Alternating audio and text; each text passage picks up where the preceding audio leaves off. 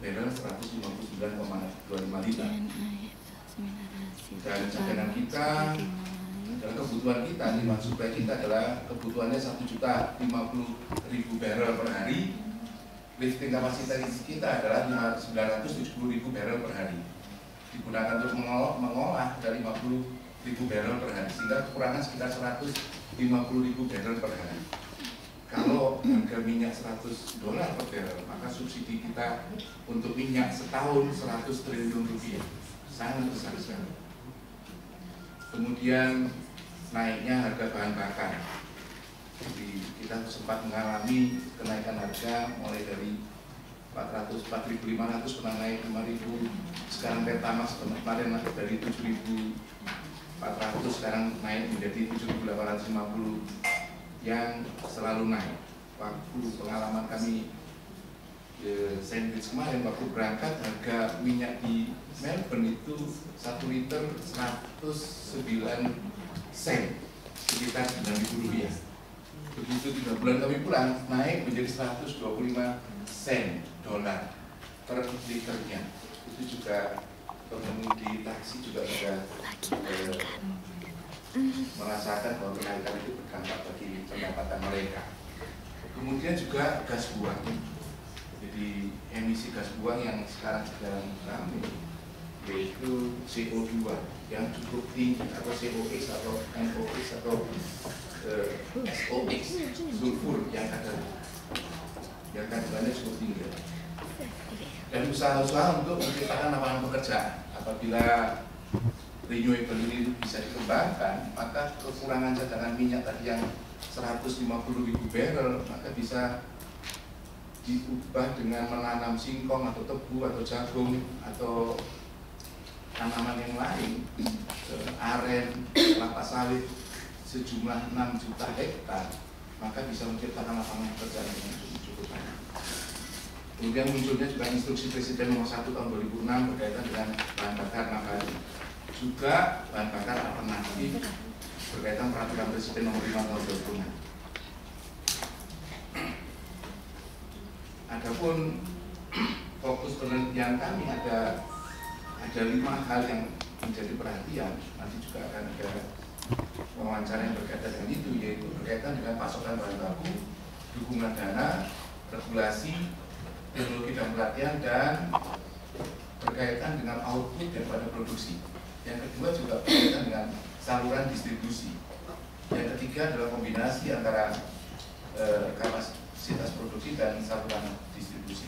Dengan tujuan akhir adalah bagaimana bisa meningkatkan pendapatan masyarakat apabila kebutuhan akan renewable energy bisa terpenuhi dengan melakukan proses produksi sebagai pengganti daripada bahan bakar yang fosil energi. Adapun tujuan penelitiannya ada 3. Yang pertama adalah menganalisis faktor yang dominan berkaitan dengan SWOT analysis, yaitu internal variabel organisasi dan eksternal variabel organisasi. Yang kedua adalah merancang model rencana strategi yang merupakan kombinasi dari beberapa peneliti dan pendapat dari beberapa peneliti yang terdahulu. Kemudian merancang strategi planning yang disiapkan, menurut saya salah satu usaha yang perlu dilakukan pemerintah berkaitan dengan energi yang terbarukan untuk bahan bakar nabati adalah bagaimana mempersiapkan, menyusun atau merancang Renstra atau rencana strategi. Harapannya penggunaan daripada ini adalah memberikan kontribusi untuk praktek manajemen strategi berkaitan dengan variabel internal dan eksternal. Yang kedua adalah bagaimana membuat rencana strategi yang sederhana, kemudian bagaimana mengintegrasikan faktor internal dan eksternal dengan pendekatan kuantitatif dan kualitatif berkaitan dengan diversifikasi energi maupun konservasi energi. Adapun manfaat penelitian, harapan kami bahwa akan memberikan kontribusi bagi bidang manajemen, juga khususnya manajemen strategi berkaitan dengan model-model yang kuantitatif dan kualitatif, dan juga bagaimana menyusun rencana strategik yang mengkaitkan variabel internal dan eksternal. Landasan teori berkaitan dengan teori yang berkaitan dengan permasalahan ini. Yang kedua adalah teori hasil penelitian teori juga kerangka pikir. Yang pertama adalah teori berkaitan strategi banyak digunakan seperti punyanya Sun Tzu, The Art of War, kemudian juga punyanya Barry J. Witzer, kemudian punyanya Henry Mintzberg, kemudian juga punyanya Harold Kuhn, juga Armstrong. Itu yang kami gunakan sebagai acuan untuk penelitian kami. Juga hasil penelitian terdahulu, yaitu Bititsi, juga disertasinya Jordan Price, juga Kulwasi yang cukup dominan di penelitian kami adalah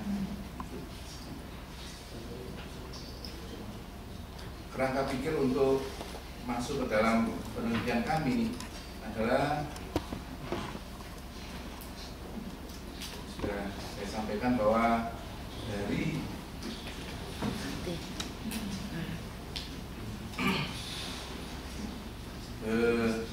strategi yang dikembangkan oleh Sun Tzu, juga Mintzberg, juga punyanya Deming Cycle, PDCA Cycle, juga punyanya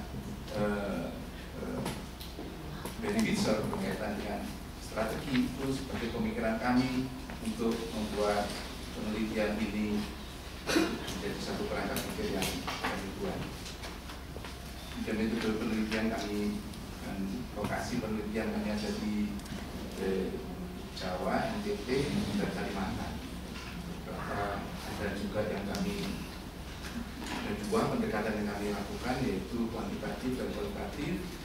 Yang kuantitatif kami menyebarkan angket sebanyak 113, yang kembali ke 110, 101 dan 122 yang kembali, yang 11 tidak kembali. Kemudian yang wawancara ada 25 orang yang kami wawancara. Salah satunya kami sempat juga mengundang Menteri ESDM waktu itu, Muhammad Yusuf, juga Dirjen Energi Mineral, Ibu Fitra Herawati, dan kemarin kami juga sempat diskus dengan Dirjen yang baru, Dirjen Energi dan Dr. Budi Sumianto, juga Direktur Konservasi Energi Ibu Mariam Ayuni Jakarta. Adapun 15 variabel yang kami teliti, ada yang internal kami bagi 9 variabel dan yang eksternal ada 6 variabel, tidak jadi 15 variabel. Jadi sudah saya katakan ada 2, responden dan informan, dan ada 2 yang kami lakukan interview, yaitu Bapak Supriyono dan Bapak Arif Budiono.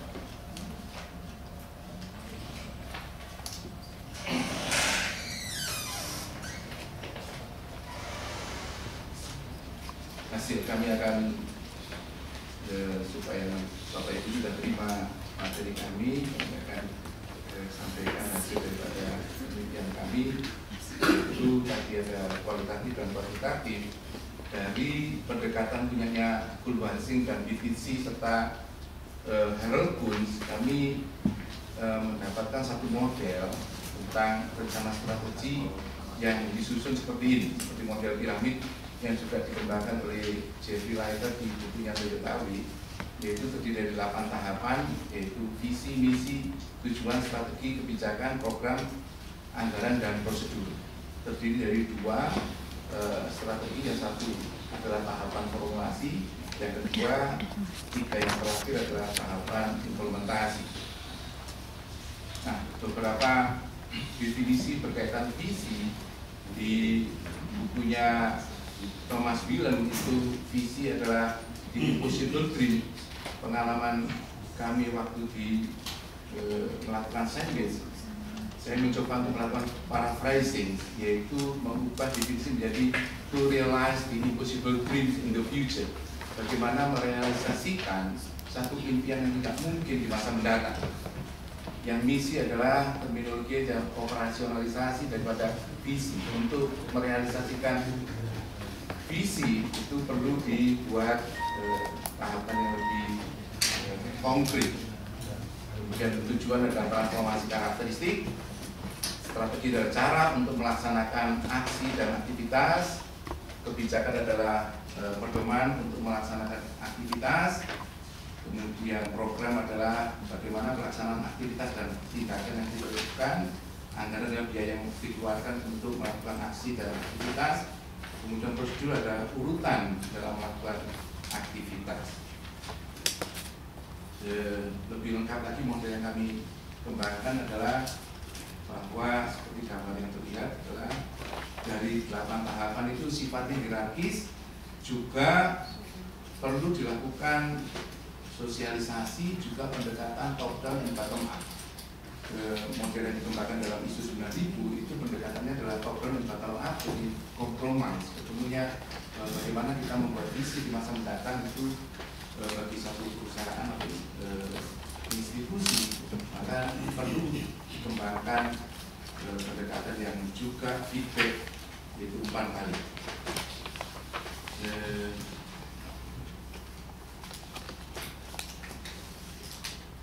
Pendekatan ini juga dari wawancara didapatkan 5 faktor yang utama, yaitu pasokan bahan baku, dukungan dana, teknologi pelatihan, dan regulasi serta saluran distribusi. Ini juga didukung oleh pendekatan kuantitatif yang menggunakan analisis faktor dari 15 variabel penelitian, didapatkan 5 faktor, yaitu sama pasokan bahan baku, dukungan dana, teknologi pelatihan, dan regulasi. Akhirnya dapat 1 proposisi, ada 4 proposisi atau 3 proposisi dan 1 proposisi utama yang berkaitan dengan pasokan bahan baku, dukungan dana, teknologi pelatihan, regulasi, dan saluran distribusi untuk tujuannya mendapatkan kapasitas produksi, juga peningkatan pendapatan masyarakat yang berkaitan dengan produksi daripada energi yang terbarukan ini.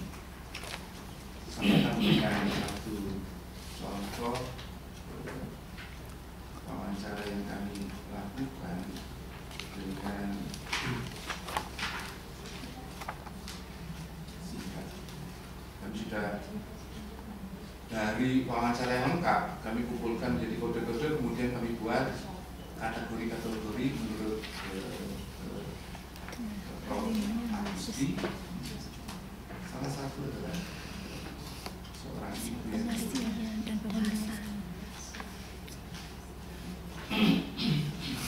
di belakang lo cek satu-satu.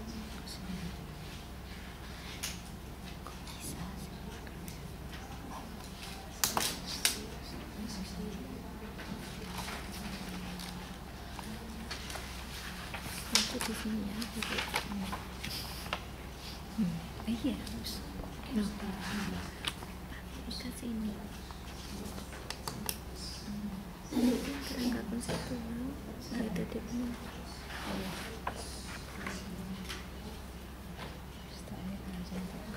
Berikan masukan aja pada nanti belakang ya. Nah, saja.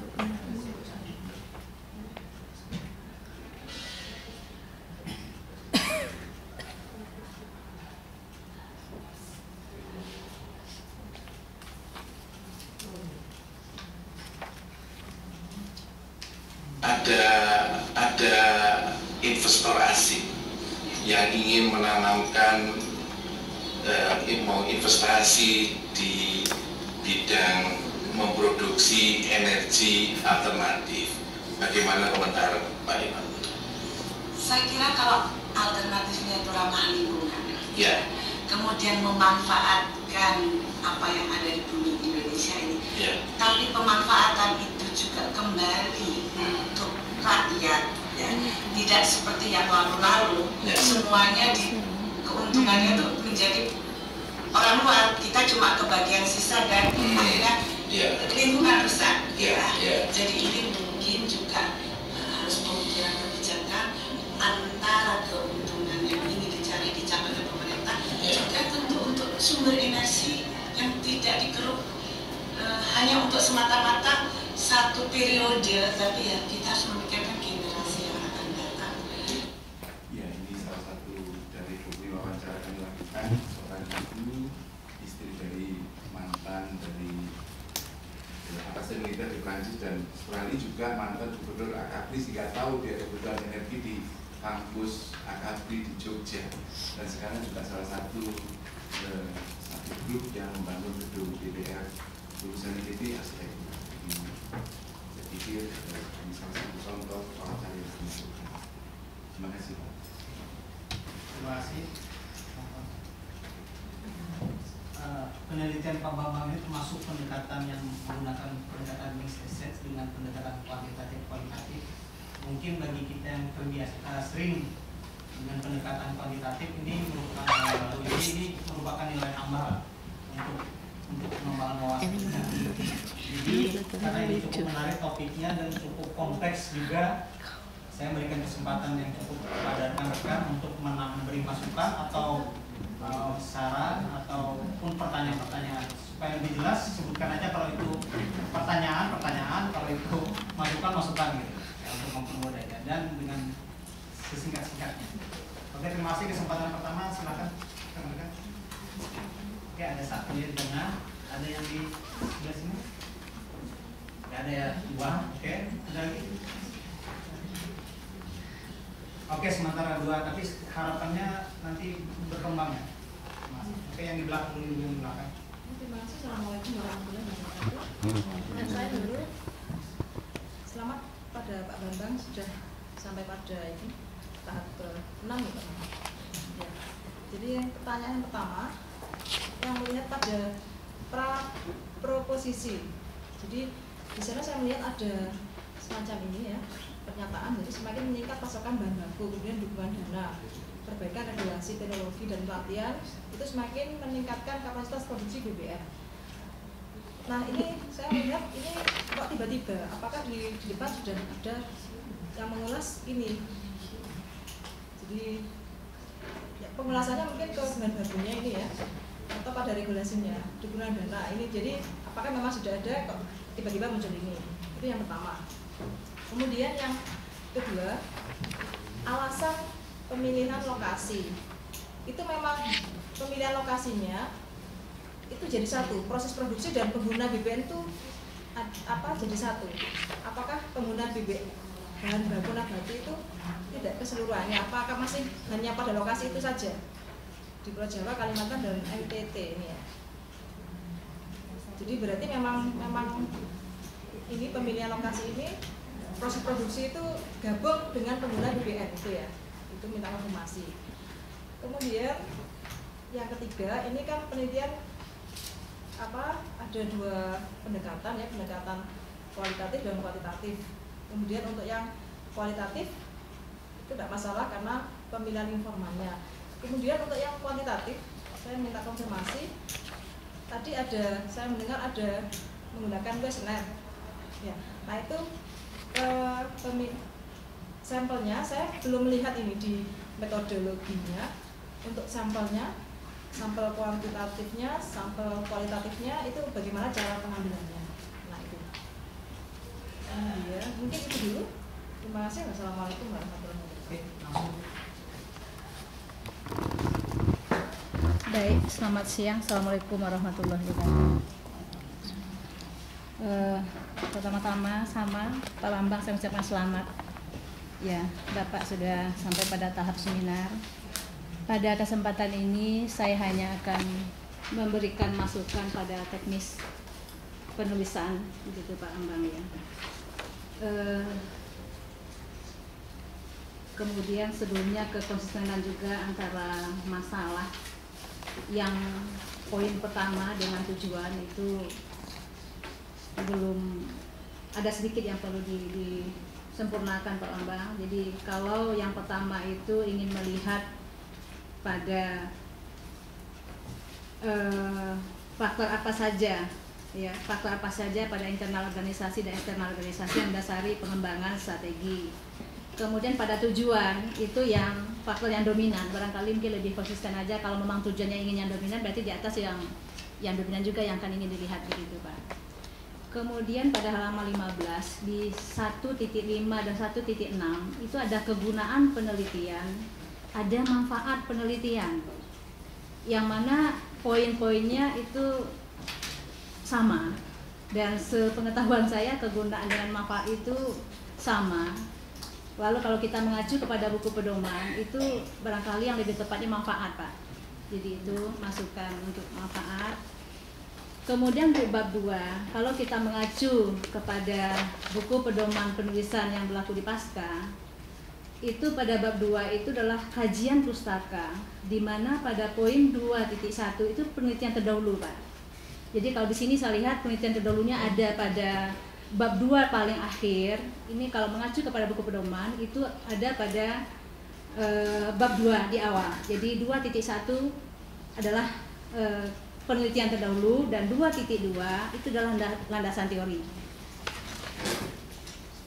Kemudian untuk bab 3 itu adalah kerangka konseptual, Pak. Di sini adalah metode penelitian. Ya, jadi bab 3 itu adalah kerangka konseptual seharusnya, dan metode penelitian itu ada di bab 4. Ada di bab 4. Ya, di sini temuan data lapangan. Yang seharusnya adalah di bab 5, hasil, Pak. Hasil dan pembahasan. Jadi hasil kita nanti menjelaskan tentang temuan data lapangan, kemudian berikutnya lalu kita bahas. Itu di bab 5. Dan di bab 5 akhir itu kalau di sini karena 5.3 proposisi. Kalau mau dilanjutkan 5.4 adalah implikasi hasil. Jadi implikasi hasil itu bukan di bab 6 tapi di bab 5. Ya. Itu teknis penulisan Pak Bambang. Kemudian sedikit untuk saran. Saran di sini yang pertama, perlu memperhatikan dan menambahkan variabel nilai dan etika di dalam merancang rencana strategik. Barangkali Pak Bambang bisa lebih memberikan saran yang sifatnya lebih operasional, Pak. Jadi variabel nilai apa dan etika yang mana yang dimaksud begitu. Jadi saran di sini sebaiknya lebih operasional gitu. Itu masukan dari saya, lebih kurangnya mohon maaf. Saya akhiri, selamat siang. Assalamualaikum warahmatullahi wabarakatuh. Waalaikumsalam. Terima kasih. Baik, tadi dari pertama itu ada dua dan juga Ini kan pinjam pustaka ya. Pinjam pustaka. Harus itu penelitian terdahulu landasan teorinya. yang berkaitan dengan format penulisan. Tapi memang hanya sedikit masalah dalam buku pedoman itu, teknik penulisan kebanyakan lebih fokus pada pendekatan kuantitatif, sedangkan yang berkaitan dengan kualitatif itu tidak sama. Jadi mungkin apakah perlu ada semacam revisi buku ini perlu juga gitu, karena atau itu tidak perlu. Ya, terima kasih. Karena rambutnya sudah putih, yang belakangan dulu yang komentari dulu. Yang pertama yang disampaikan Ibu Leni, setuju kalau itu memang kuantitatif. Jadi berdasarkan buku pedoman yang kualitatif adalah seperti yang ada di formatnya adalah ini. Jadi bisa. Ini kan mix. Itu adalah kualitatif. Jadi karena kami mix method itu yang utama kualitatif, kuantitatifnya adalah mendukung embedded yang kuantitatif mendukung kualitatif, sehingga pakai format yang kualitatif. Metodenya itu tapi semuanya loh.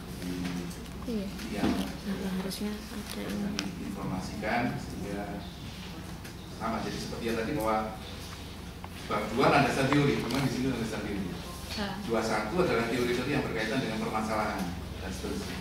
Dan ini kami sudah mengacu buku pedomannya Ke kualitatif. Ya, karena kami kualitatif yang itu kami kuantitatif. Sehingga kami pakai yang kualitatif. Dulu kami pakai yang kuantitatif. Jadi karena sekarang sudah ada mix, maka pakai yang kualitatif yang utama. Matur nuwun di sini yang kualitatif. Ibu Nurul, terima kasih masukannya, dan juga yang pertama kami akan menjawab berkaitan dengan ada responden, ada informan. Responden kami jumlahnya